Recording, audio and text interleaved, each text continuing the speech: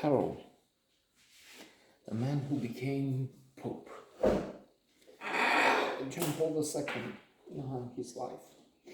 Impressive. Something of a role model in quite a number of ways. Very important, of course. More than 1 billion people take the advice, the cues,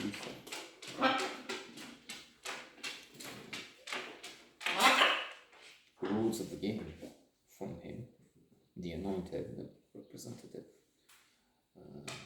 God on earth, Holy Father, in that interpretation of things, of course. Which is not, I don't know if I should quote Kingsley Amis. I just finished One Fat Englishman. Fabulous. I see this one of the top 5 writers for me. But I had to count. This could be novel number 10, and they're all, maybe with one exception, chef-d'oeuvre for me. One Fat Englishman. In fact, not in the book per se, but in the introduction. A Russian poet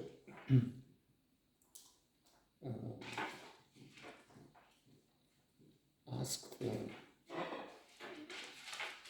King saying me something, "You atheist?" Yes, something like that was the answer. Yes, but it's more that I hate him. So I can't say I hate. Fell off there.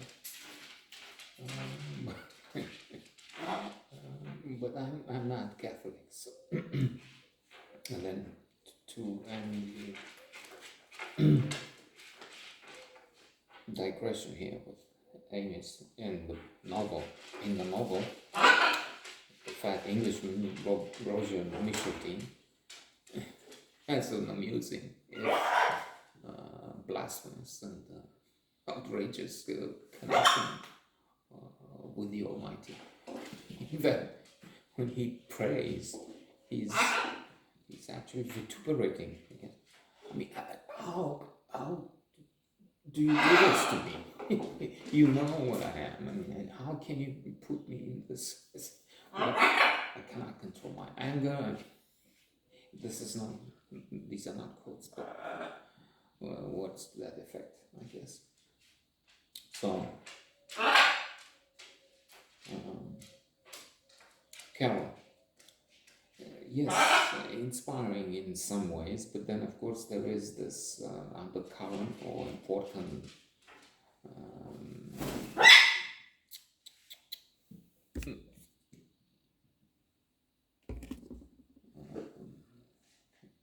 liability, and so on, a big, huge problem they have, which comes to mind when seeing this movie or thinking of the Catholic Church.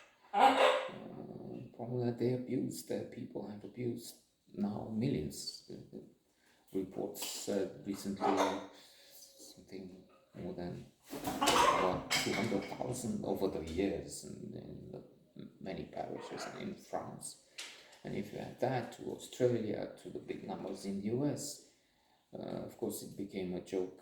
Bill Maher makes often, and other comedians, references to the church. If you wanted this kind of abuse, then you would go to the church.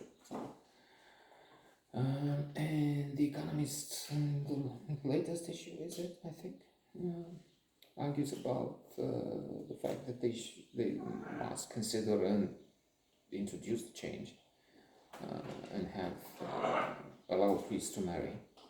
They have this discussion with him, but then there is also the possibility, the speculation that they could split again. They had a Lutheran, of course, and then Calvinist.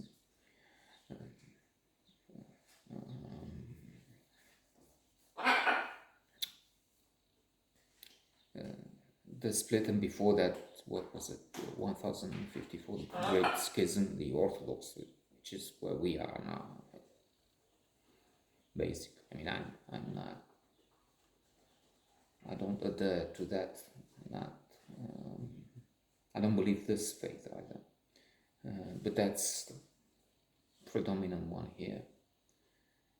So they could do this again over the, I mean, there will be some, America, I guess, will oppose the idea of allowing priests to marry, or having women priests, but we'll see what happens.